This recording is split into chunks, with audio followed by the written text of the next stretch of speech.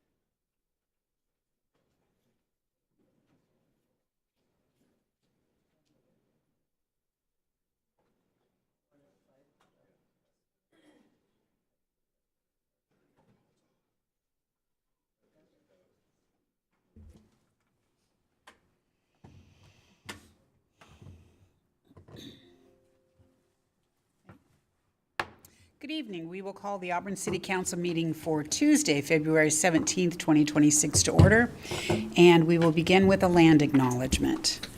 We would like to acknowledge the federally recognized Muckleshoot Indian Tribe, the ancestral keepers of the land we are gathered on today. We thank them for their immense contributions to our state and local history, culture, economy, and identity as Washingtonians. Tonight's council meeting will be held both in person and virtually. Now, if you would please rise and join in the Pledge of Allegiance. I pledge allegiance to the flag of the United States of America and to the republic for which it stands, one nation, under God, indivisible, with liberty and justice for all. Thank you.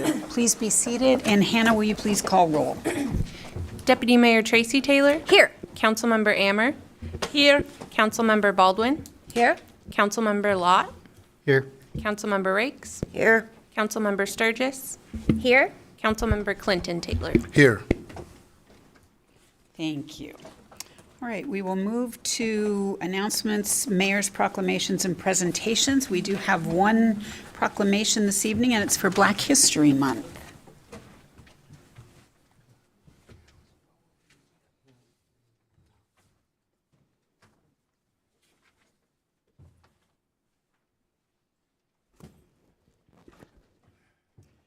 Mayor's proclamation. Whereas Black History Month is celebrated every February in recognition of achievements by Black Americans and all people of African descent in the United States. Historian and author Dr. Carter G. Woodson created Negro History Week in 1926, and this tradition was expanded in 1976 to Black History Month. And whereas the Association for the Study of African American Life and History has named the theme of Black History Month in 2026 to be A Century of Black History Commemorations. During Black History Month, we maintain that Black history is American history, as we celebrate the many achievements and contributions made by Black Americans to our economic, cultural, spiritual, and political development. And whereas this year, when we are also commemorating the 250th anniversary of United States independence, it is important to tell not only an inclusive story, but an accurate one. Black history's value is not its contribution to mainstream historical narratives, but its resonance in the lives of Black people. Whereas the City of Auburn acknowledges the long history of forced enslavement and institutional and structural racism towards Black people and calls our attention to the continued need to battle racism and build a society that lives up to its democratic ideals of freedom, justice, and liberty for all. And whereas the City of Auburn is proud to honor the history and contributions of Black Americans in our country and our community, and we continue to work towards becoming an inclusive community in which all residents, past, present, and future, are respected and recognized for their contributions and potential contributions to our community. Now, therefore, I, Nancy Backus, Mayor of the City of Auburn, Washington, do hereby proclaim February 2026 as Black History Month. Let us all draw inspiration and courage from those who came before us and those who are here now as we continue the work towards full equality and representation in our city. Dated the 17th day of February, 2026. And also acknowledge all of the amazing work that is continuing to be done in not just our community, but throughout this nation to ensure that someday there will be true equity and equality for everyone.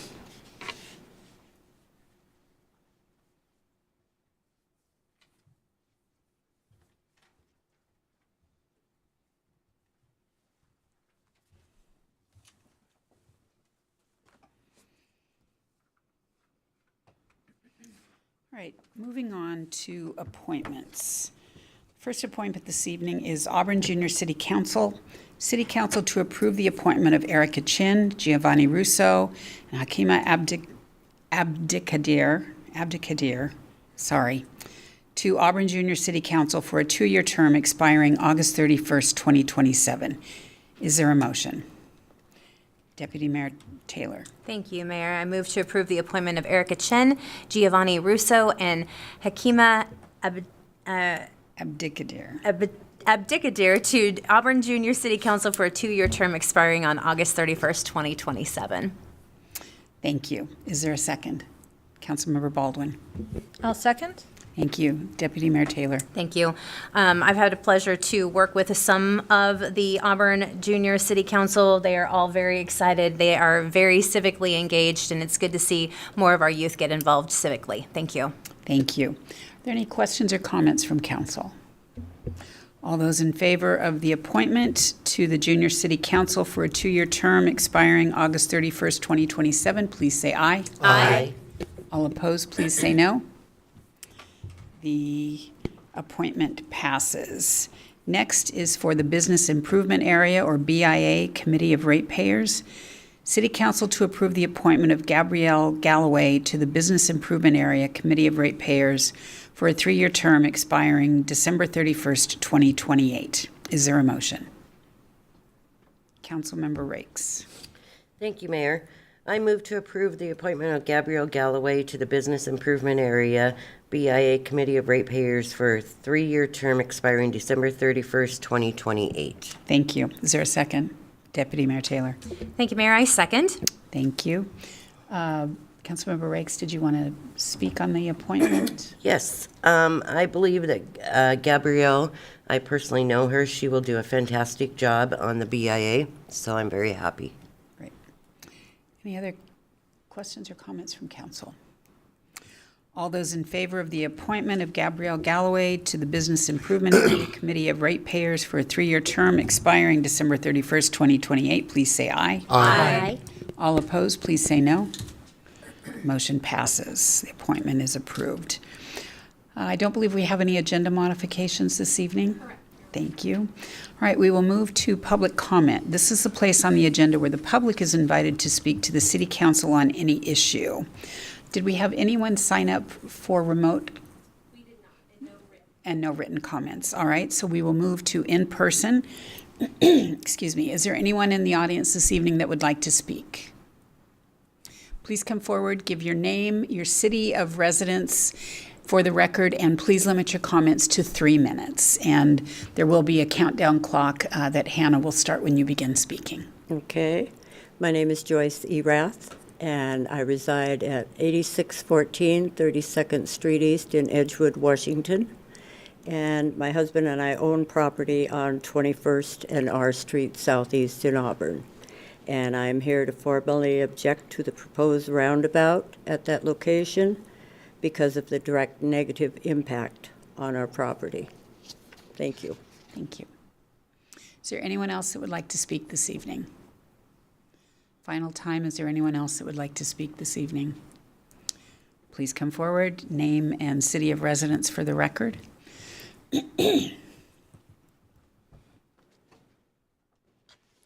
Virginia Haugen, 2503 R Street, Southeast Auburn. I don't usually read this, but I think it was Sunday, maybe, Sunday night, I read this, and I went, oh, there's my property, except that it's in full color, and I had to use a magnifying glass to look at it and find the corner where I live one lot off of it. It says, and in this, I printed this out, and I think you have copies. Feature Capital Program, Neighborhood Traffic Safety Program.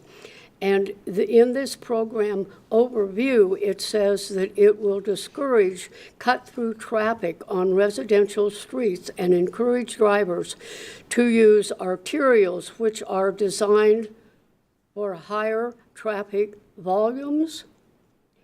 I remember when it used to be gravel trucks. Now it's people trying to get home.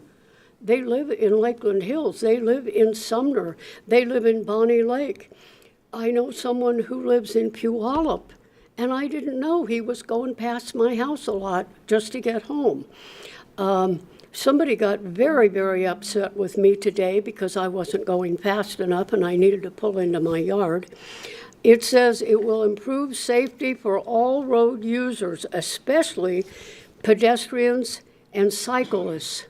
I saw what looked like a father and his young son using the bicycle lane across the street from my house. It was not this last weekend, but the one before. And I said, that little tiny boy has a small bicycle. This is very dangerous. So, but we're going to take care of that. We're going to make a pedestrian lane for pedestrians and cyclists, it says now. That means if you own a scooter or an electric bike and it only goes 20 miles an hour or maybe 10 miles an hour, if the pedestrian is in your way, the pedestrian had better stand their ground, because otherwise the pedestrian's going to get hit. And one of the issues I have is that we have a mobile home park right across the street from me, a church. We have people using sidewalks, and I came out of my driveway yesterday, and there was a bicycle going to come straight across in front of my driveway. But I stopped so that that bicyclist using the sidewalk that I paid $1,500 for, and it is on my property. The city has right-of-way, but I didn't dare pull out there and hit somebody on a bicycle. We will not make people on our street safe, and you're telling me, do not go. I just delivered a meal to one of my neighbors. Virginia, I need you to wrap up. Yeah, I know, time. And she was in a hospital, and I didn't know it, and I delivered a meal. But when I left, I had to make sure in the dark that I was driving very, very carefully. So you're telling me, do Virginia, not I do use need you to 25th wrap up, Street please. anymore, because I have to Virginia, use I need you arterial to streets. wrap up. Thank you. Of course. You have a gavel, you could have called me on board. I prefer not to have to do that. Is there anyone else that would like to speak this evening? Final time, is there anyone else that would like to speak this evening? All right, we will move on to the consent agenda.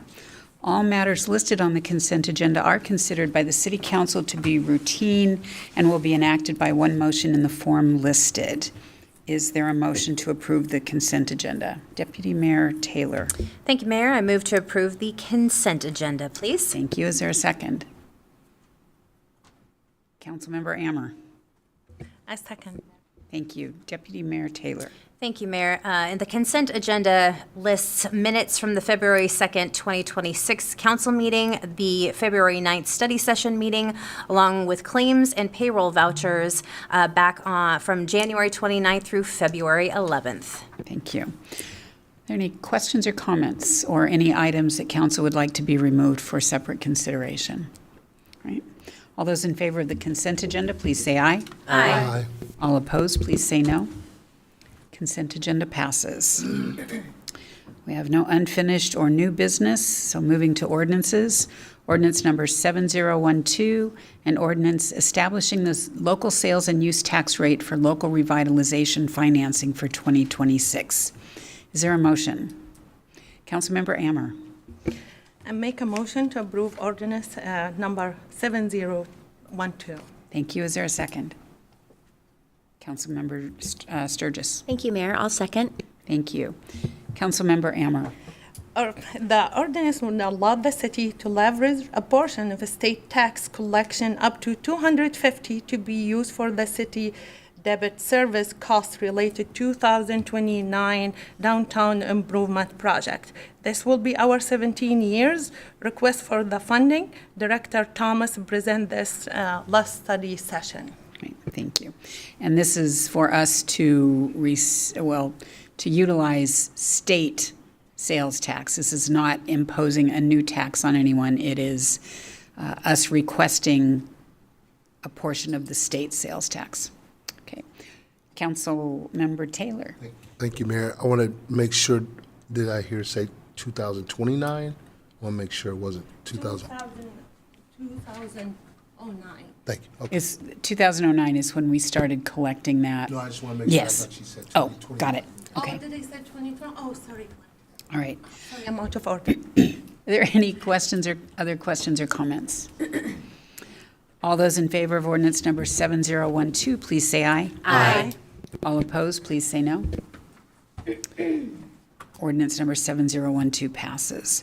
Ordinance 7013, an ordinance providing for the acquisition by eminent domain of property located near or adjacent to R Street Southeast within the city of Auburn, Washington, for roadway improvements and related upgrades for project number CP 2308, R Street Southeast, 21st Street Southeast Roundabout, declaring public use and necessity and providing for severability and an effective date.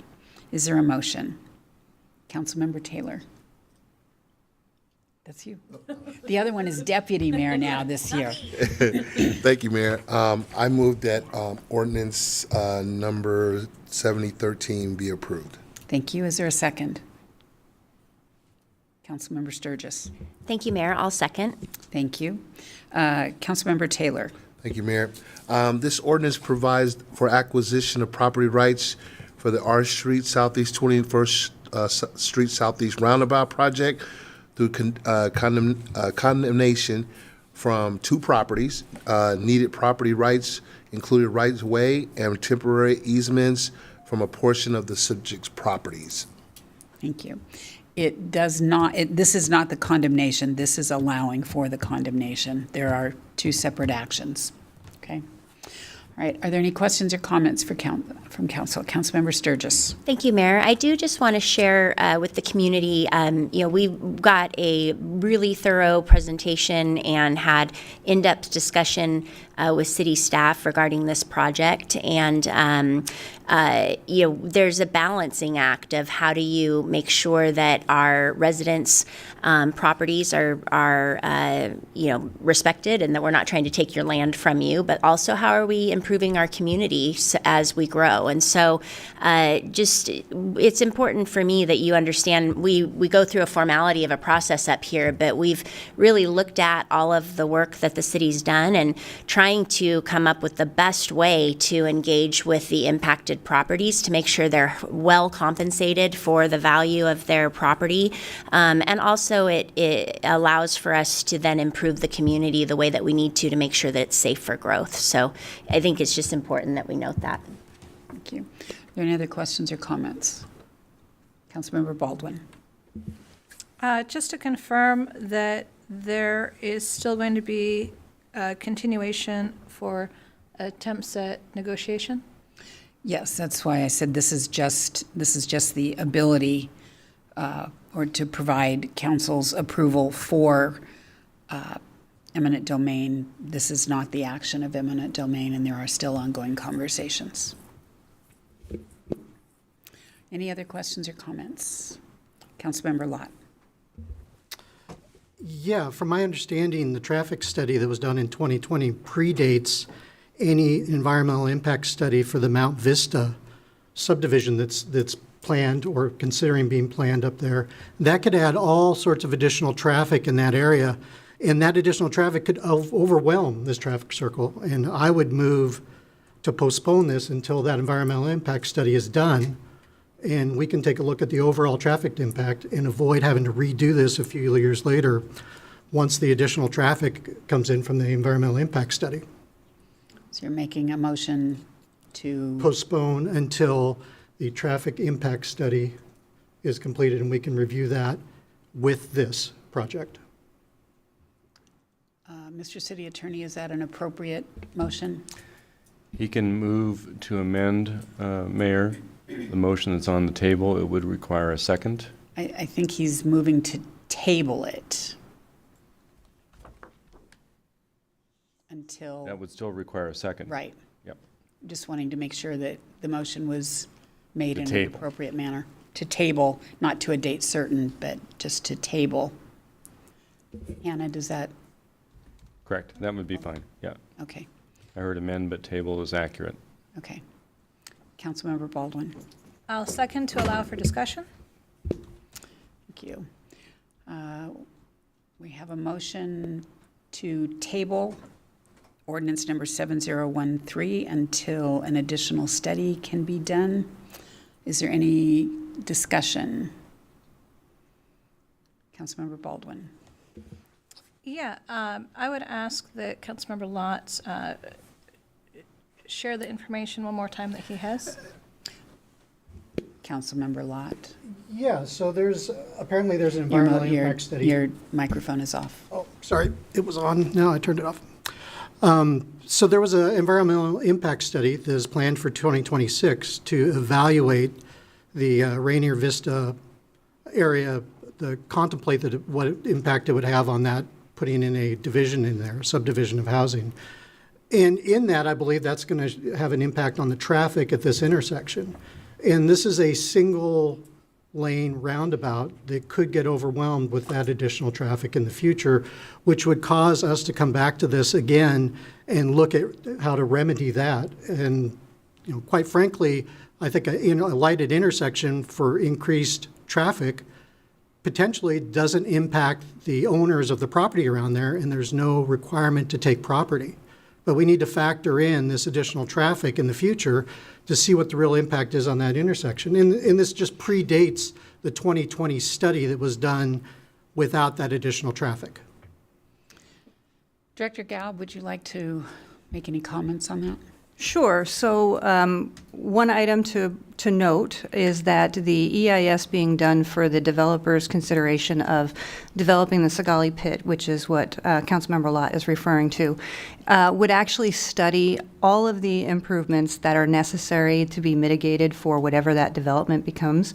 That would include that they would have to look at any of the intersections. So regardless of whether this is a roundabout now or a two-way stop intersection now or a signal in the future, that development environmental impact statement would actually evaluate what that requirement is with this project being done, and then identify what those mitigation measures are that the developer is required to build in order to actually do this. Delaying this project will also jeopardize the grant funding that we have right now for this project, and we would not be able to continue moving this project forward. So, 2 items for council consideration. Any other questions or comments from council? Councilmember Lott. Yeah, I mean, the issue with taking the land is that's a one-way door. You open that door, you give the city permission to do it, and there's no walking it back. And I believe in decisions that are two-way doors, and I don't believe that the one-way door is an option at this point in juncture. And we should be looking at all other options before we go down the path of even giving permission to open a one-way door that we can't reverse. Thank you. Any other questions or comments from council? Councilmember Rakes. I think, given the new information that we did not know about, it would be okay to go with Councilmember Lott's postponement.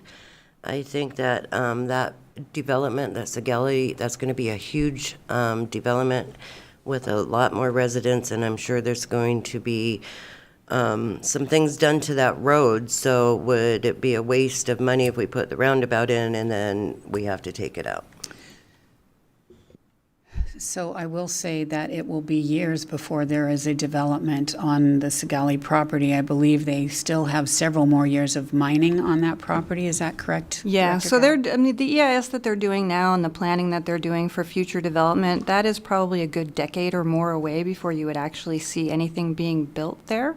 So delaying this project now for what might be necessary in the future for that development leaves us with concerns and issues with capacity at that intersection today, which is what the roundabout is intended to address, along with the rest of the improvements that are planned in other projects along our street. I also would want to point out for the council that in the comprehensive plan that was adopted by the council in 2024, the policy that the council adopted with that is that the city would implement roundabouts as their preferred solution for signals or for intersections before doing signalized intersections. So that is also part of the process that we go through when we evaluate intersections. Councilmember Sturgis. Am I allowed to ask Director Gaub a question? Yes. Okay. Director Gaub, could you just explain a little bit more about the impact of the loss of grant funding potentially, and what we have in place? That clearly this has been a project going on for a couple of years now, and so then to potentially walk away for it now to wait for something that could be in the future. Sure. So the study was done in 2020 to identify the improvements that were necessary for the R Street corridor. The city has been attempting to get funding for all of those various project pieces for that corridor improvement. This is one of those locations that we were successfully able to get a grant for the design and construction for this, as well as the right-of-way acquisition. And we do have timelines that are associated with those grants, and so that timeline is that we need to move this project forward to the next phase, which is construction this year. If we do not succeed in that process, then we will have to return the grant funds to the grant agency. The ability for this project to get future grant funds would be dependent upon whatever grant opportunities might be out there in the future and the criteria for those grant opportunities in the future. Thank you. Councilmember Ammer, and then Councilmember Baldwin. I'll get to you after everyone has had a chance. I have to mention, I live near 21 Northeast, where we had, I think, the first roundabout in the city. I have to admit, at the beginning, I don't like roundabout, but I seen the impact and less traffic accident. So I believe for safety, especially for me, sometimes I drive from Wilderness Camp. This road, it's really, I will never go straight to the street to turn left because it's so dangerous, it's risky. I believe for current safety, I believe less accident to have than we will see in future what will happen. That's the benefit everybody. If people drive near 21 Northeast and I Street, they see how less accident we have, they will know this is necessary for us. Besides, we have the money, the federal money for it. Thank you. Deputy Mayor Taylor. Thank you, Mayor. This is an everyday route for me to go home from work. I believe right now with what I'm experiencing when it comes to traffic is we're already at capacity. And to imagine what a delay would be, that could be detrimental not only to the infrastructure, but it also could be to some of the residents too. So I think taking a closer look at this project and building off of that, accepting the grant and continuing to move forward opens up the opportunity to kind of mitigate some of the traffic issues already through that stretch of corridor. But then when we reevaluate after the EIS, then we continue to expand upon. So again, I think moving forward, this is something that the residents, which I understand their concerns on this, but as a day-to-day traveler through that stretch of roadway, it's already at capacity. It's way too difficult to get through there in a rush hour situation. I think it's something that needs to be considered. Thank you. Thank you. I think everyone has spoken. Councilmember Baldwin. Thank you, Mayor. From a timeline perspective, two things. I'd like to know for the grant funding, how much lead time do we have? You had noted that we would need to accept it and complete the project this year. So what would be our latest potential date to accept that funding? So the grant has already been accepted. It was accepted several years ago by the council.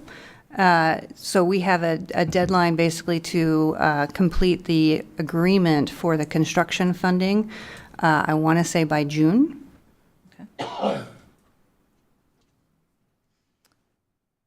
Councilmember Baldwin.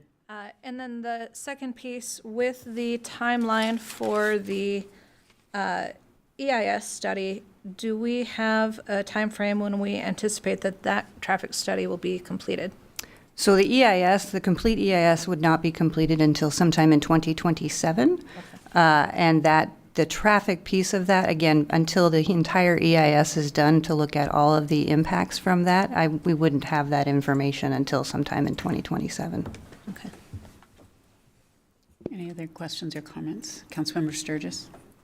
Thank you, Mayor. I just think it's important that we understand that the EIS process is not going to be the timeline for when the work would actually start to get done either. So I do think we need to realize that we're still, 2 to 3 years out on getting the planning done because they are still mining.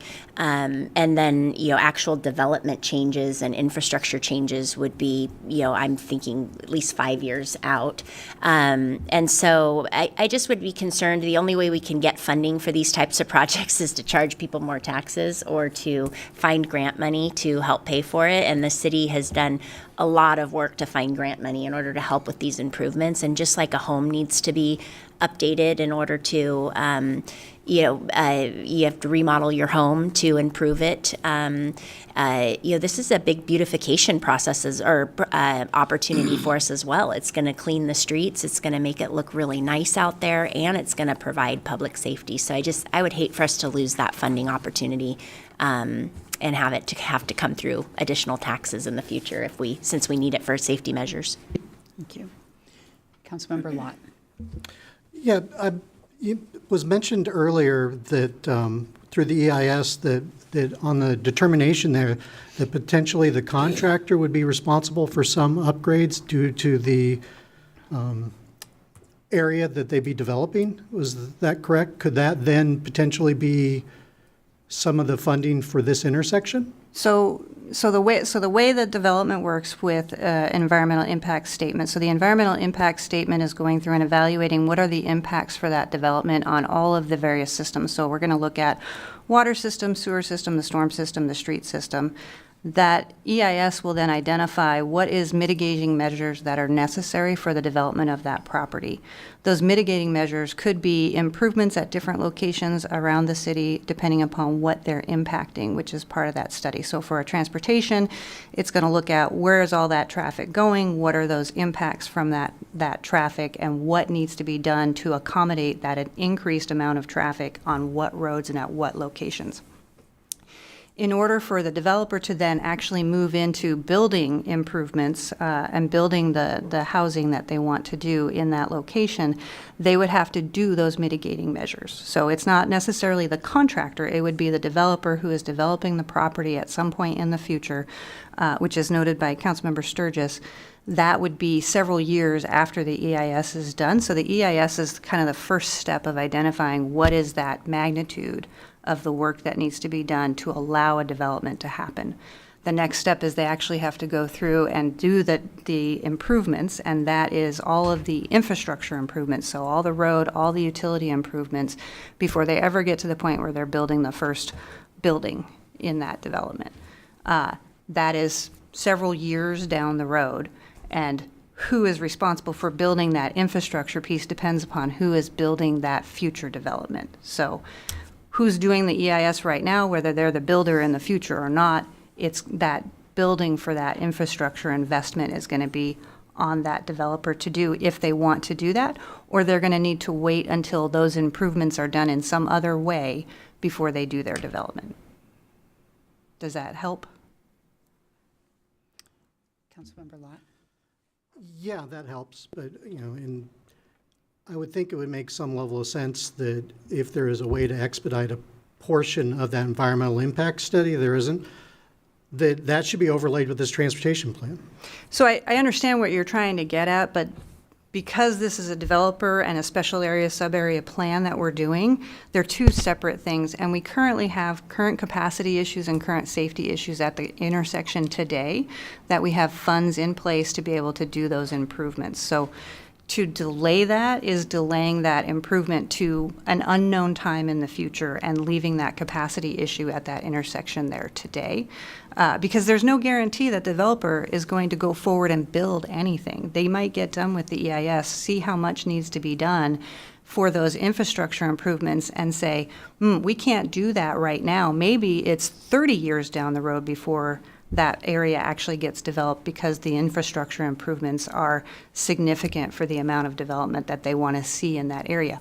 We don't know that until after the EIS done and after the developer has then evaluated when and how do they want to move forward. We don't control that. The developer does. Councilmember Baldwin. Thank you, Mayor. Just sort of two quick items, maybe. What was the amount of the grant funding that we had received for this project? Just, I didn't see that in the agenda bill that went with this item. And then for those capacity issues, we're hearing that we have lived experience, that there are challenges there currently, and reference to the traffic study upon which this roundabout is based.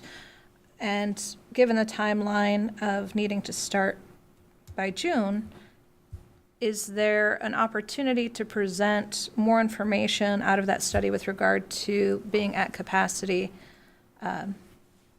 So maybe let me step back. First question, what was the amount of the grant funding?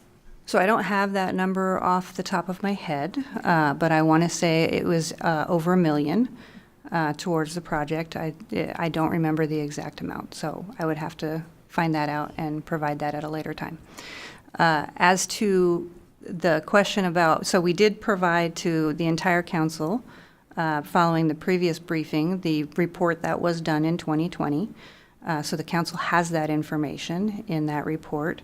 We can certainly talk to you about what was in that study, but we also reviewed that with the council at the time that we did the study as well, before we finalized the study and walked through kind of what the intent was and what the preferred options were with the council.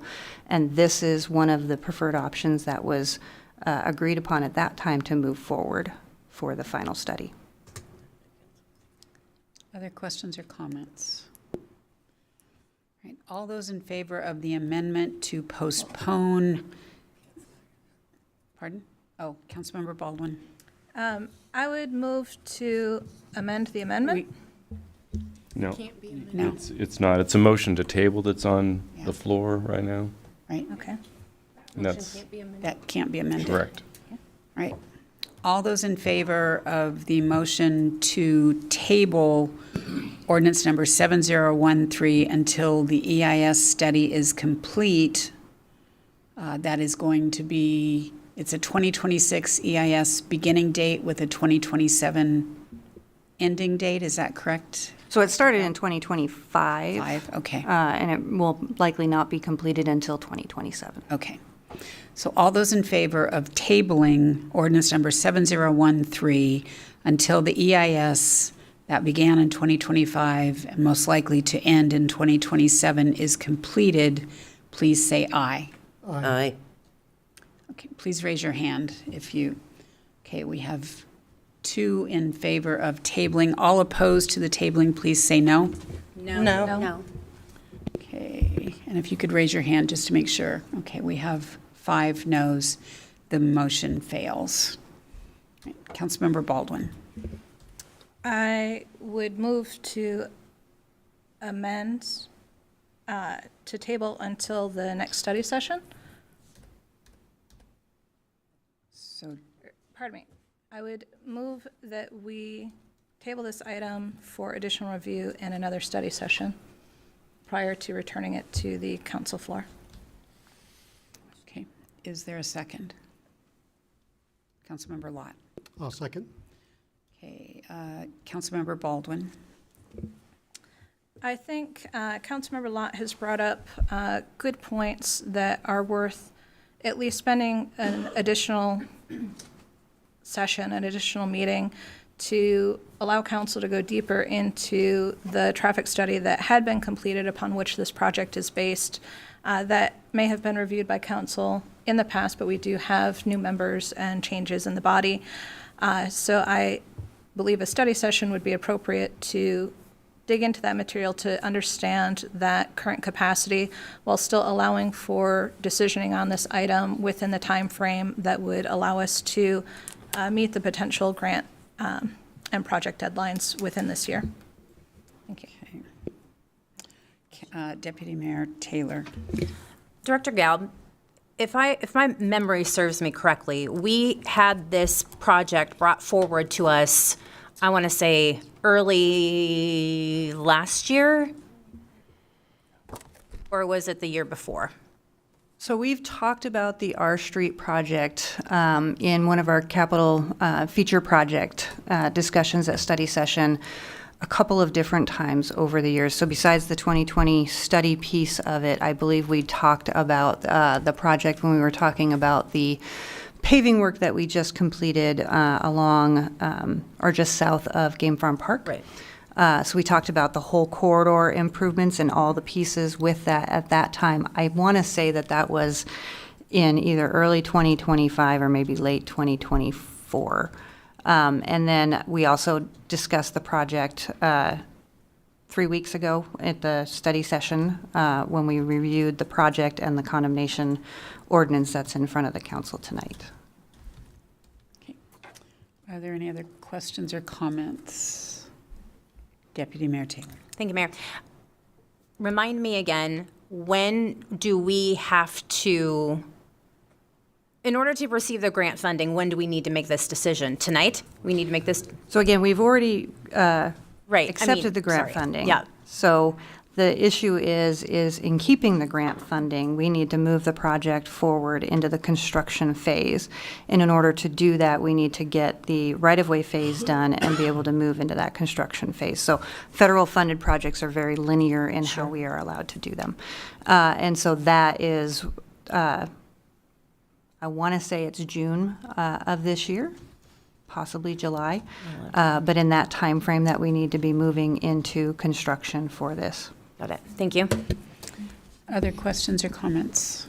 Mayor, if I could, just Yes. clarify the nature of Councilmember Baldwin's motion. I believe, Councilmember, you wanted to postpone to a date certain, meaning after the next study session, which would be February 23, so the consideration you'd move it to would be the next regular council meeting of March 2nd? That works. So postponing to a date certain. Okay. Are there any other questions or comments? All those in favor of postponing, let me get my calendar up here. Ordinance number 7013 to the March 2nd, 2026 council meeting with an understanding that it be brought back to the 2023 study session for discussion and presentation, please say aye. Aye. Please raise your hand if you are voting in favor of that. Okay, we have 3 in favor of postponing to a date certain. All those not in favor, please say nay. Nay. Okay, we have a 3 in favor and 4 against. The motion fails. All right. We do have ordinance number 7013 in front of us as we have dispensed with any amendments. Is there any other discussion? Councilmember Taylor. I guess I'm the only one who hadn't said anything tonight about this. Again, these are funds that we already have. And this is a project that's been ongoing for the last, few years. And to get to this stage in it and say, we should just pause, and then we probably need to go back and look at a decision that was already discussed and already approved in 2020, and the project's been moving along for the last few years. I don't think that's the wisest decision to make.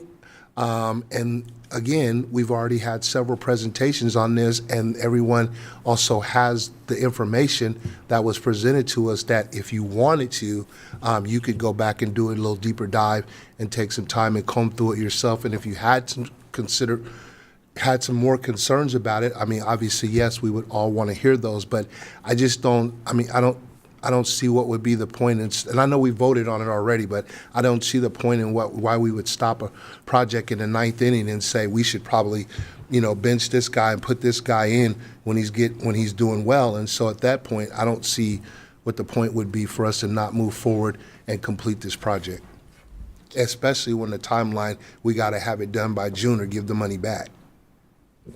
Thank you. And Director Gaub is saying it's a $1.35 million grant that we received. Okay. Councilmember Sturgis.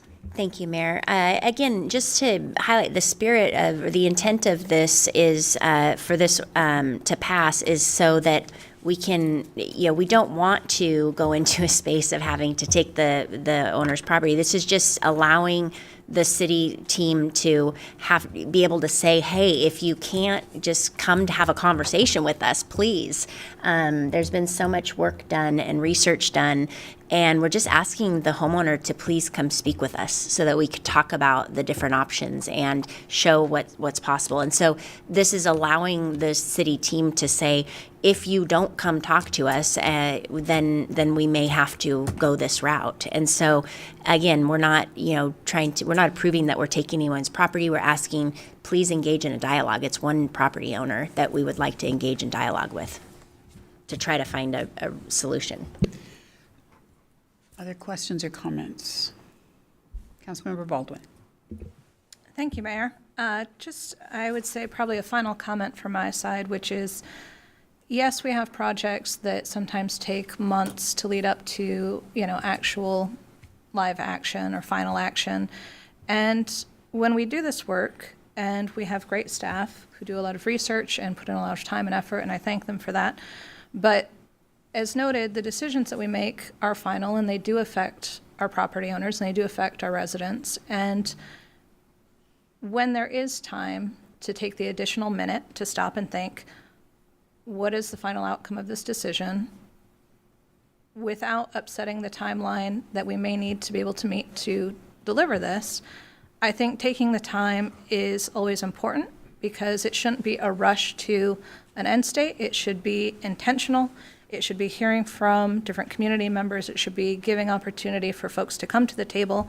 And as noted in our materials, it's not just one property owner. There's two in the materials. And I believe we heard from them tonight. And so I think that taking a beat to have additional conversations or additional diligence doesn't commit us in any direction one way or another. It's not stopping of work, nor is it sending it forward. It's just giving council another opportunity to make sure that we're not missing anything, to make sure that we have explored everything, to make sure that the circumstances over the years that the original study was done haven't changed, and to feel confident in the final outcome that we come to together as a group. So with that, I know it's time to proceed to the vote. Thank you. Thank you. Councilmember Ammer. I just want to second Councilmember Baldwin said we have a great staff, and the staff probably done the study and they follow it and they keep update. I trust them. They've been longer here. I know even the former council, probably when they vote, they know. And I think, yes, they may affect tiny effect of the owners, but I need to look to the bigger picture for the safety of the people who drive, who go. So I think we should continue vote for allow the city to go communicate with the owner. It's the best interest overall for the city. As I mentioned, I don't love round the bell, but I see them, they work. Believe me, I'm the faster, so. Any other questions or comments? Councilmember Lott.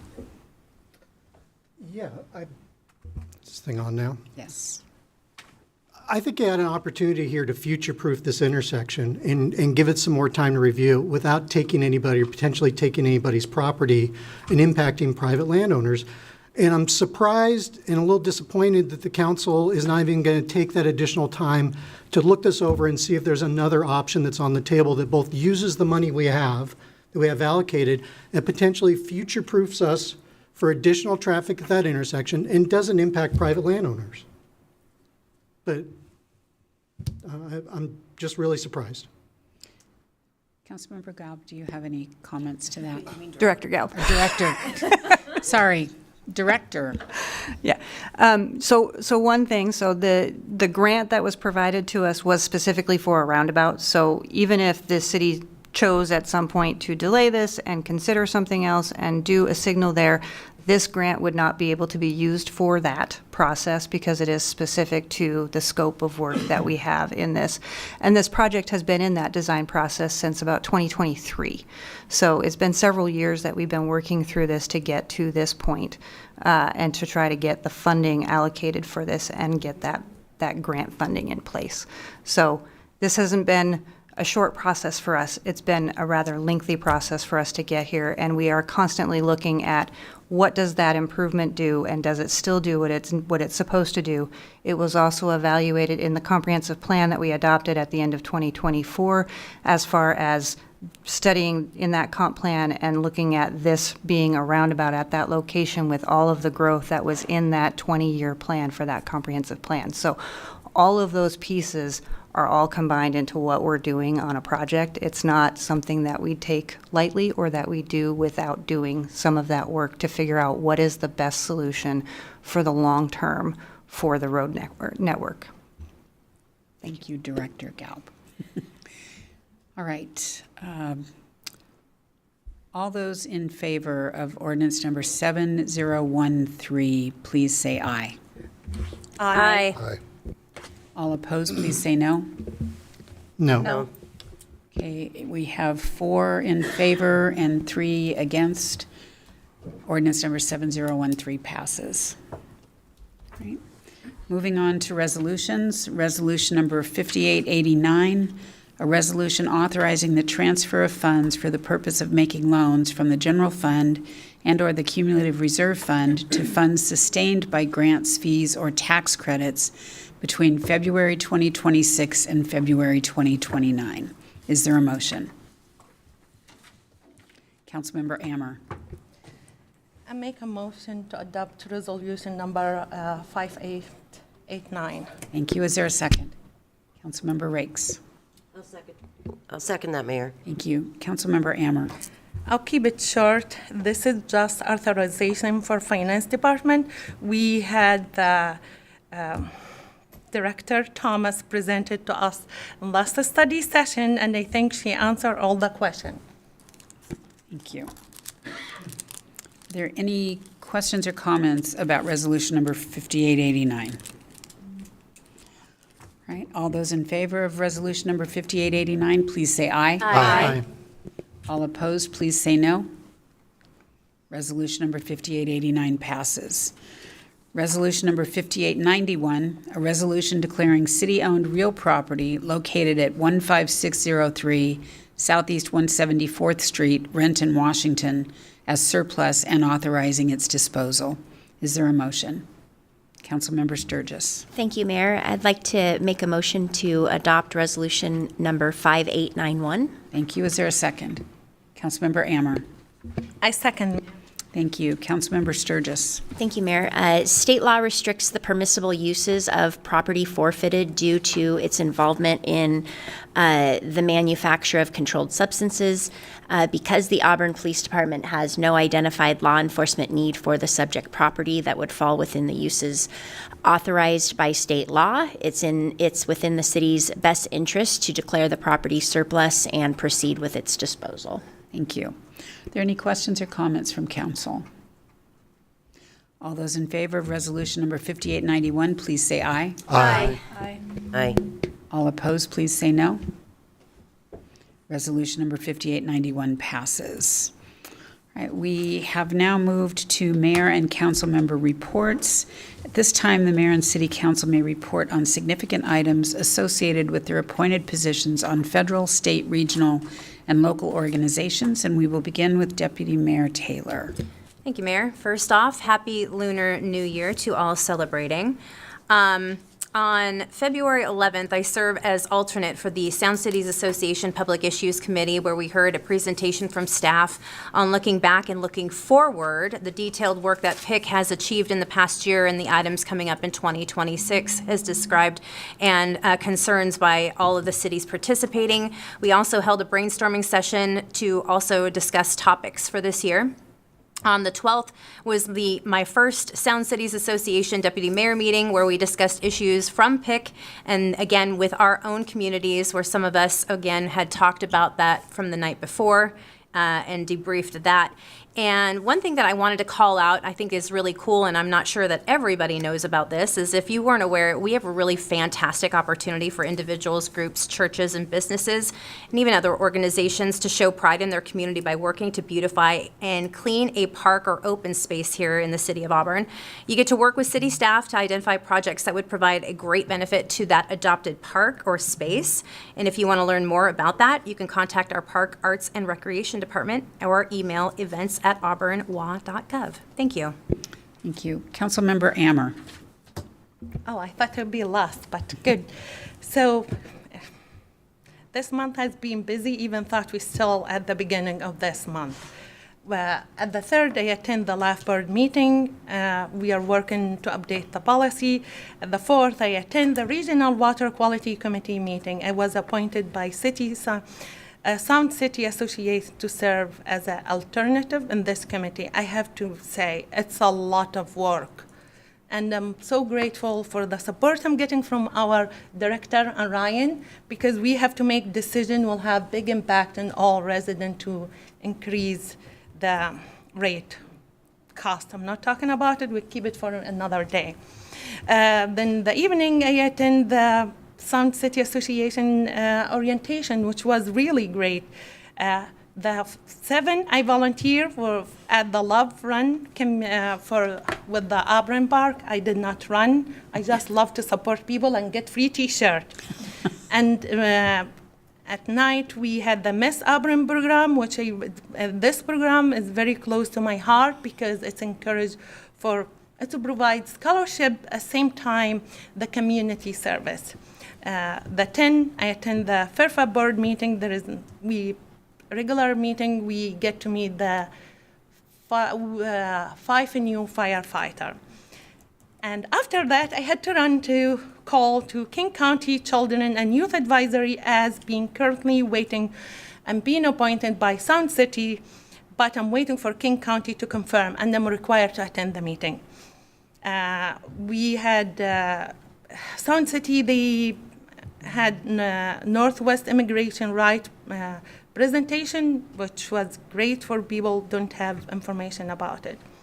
I want to say tomorrow will be first day of Ramadan. For people who are observing fasting, I would like to wish everyone a blessing Ramadan, and I'm really looking forward for the leadership retreat on Thursday. I'll be fasting, but I'll be bringing my container to take what dessert I like. Thank you. Councilmember Sturgis. Wonderful. Thank you, Mayor. Last week, Tuesday, February 10th, I attended the first Domestic Violence Task Force meeting.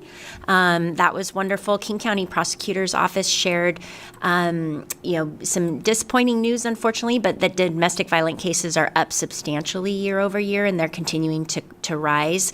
We had a lot of discussion around House Bill 1591, which recommends less sentencing or diversion programs for people who have committed domestic violence, but they've committed it and they come from receiving it in their youth or in their childhood, so as they've been raised. So it's interesting to see the way that they're looking at some diversion opportunities there to really help solve the root cause of what causes the generational cycle to continue.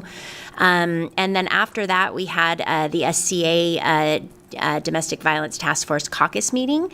That's, again, my first time getting to attend that. And my follow-up's I really need to dive into, the initiatives, the resources, the different programs that are already out there so I can have a better understanding and ensure that I know what partnerships we already have established in Auburn so that I can really fully participate in future meetings. And our next meeting scheduled for May 12th.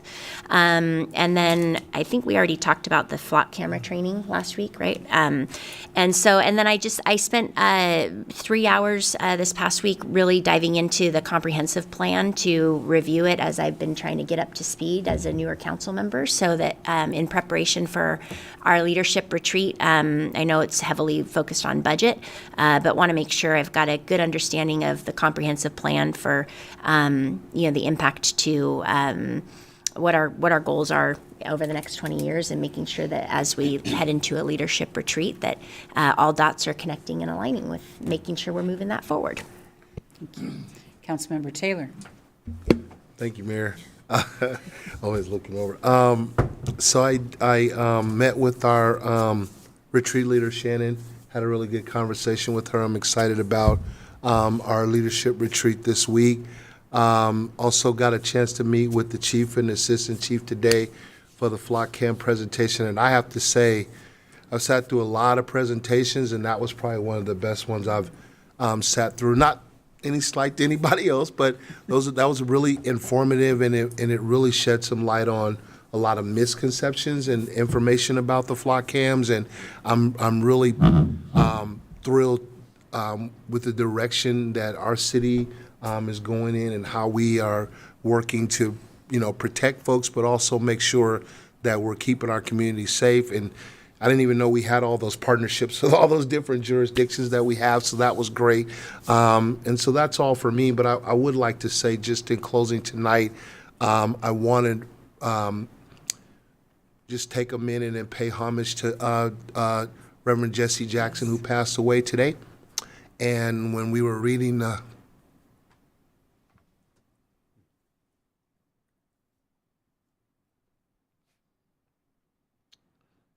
excuse me. I had a chance to meet him years ago. So, anyway, just wanted to pay homage to him today. He did a lot for a lot of people. It wasn't just people of color. He did a lot for humanity, did a lot for his country, and he's going to be missed. So just, yeah, we lost another good one today.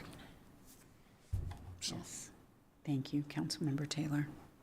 Councilmember Lott. I don't have really anything to report on my committee, but I did attend the flock camera meeting last week with the police department, and everything that they informed me was about what I thought, and there's just a lot of misconception about what flock cameras can be used for, and I don't know how we get that information out to the public with the restrictions that are on them and the clarity in what you can and can't search and the logging of what you do search to ensure that it's not misused. And I just wish more people would seek out the information and get educated on how the system works, as opposed to what I would consider a lot of propaganda out there that maligns the system, and it shouldn't. And so, and I did have an opportunity to volunteer to be a ticket taker for the Miss Auburn pageant, and I love the costumes and the enthusiasm, and I wish more people would attend. Thank you. Councilmember Baldwin. Thank you, Mayor. It's been busy and probably a repeat of some of my peers, so I'll just run through it as quick as I can. On February 4th, I attended the SCA orientation. On the 5th, I participated in the first meeting of the year for NLC's First Tier Suburbs Committee. On the 7th, I also got to be a ticket taker and see a number of tiaras roaming the crowd at Miss Auburn's pageant. On the 11th, participated in the pre-pick meeting, which had the presentation from the Northwest Immigrants' Rights Project. On the 17th, that is today. It's been a heck of a day. Earlier today, I also sat in on the NLC's Human Development Committee, to which I was appointed this year. And as well participated in retreat prep, review of our flock camera systems, our special focus areas, and just generally staying very busy as this year kicks off. With that, best wishes and celebrations to everyone as they celebrate Lunar New Year, Ramadan, Lent, and for those who get a chance, Mardi Gras. So thank you. Thank you. Councilmember Rakes. Thank you. So a couple repeats too. I also attended the left board meeting, and I was a judge at the Miss Auburn pageant, which I had a fabulous time and looking forward to meeting with the winners. On February 11th, I attended Olympic Middle School AVID panel, and AVID stands for Advanced Via Individual Determination. It prepares kids for college that normally wouldn't have the money to go to college. The work they're doing is fantastic. And on February 12th, I attended the Mountain View High School AVID panel, and it was just kind of amazing to see how much more they were prepared, and especially some of the seniors, and they talked about where they're going to college, and so that was really exciting. That's it. Thank you.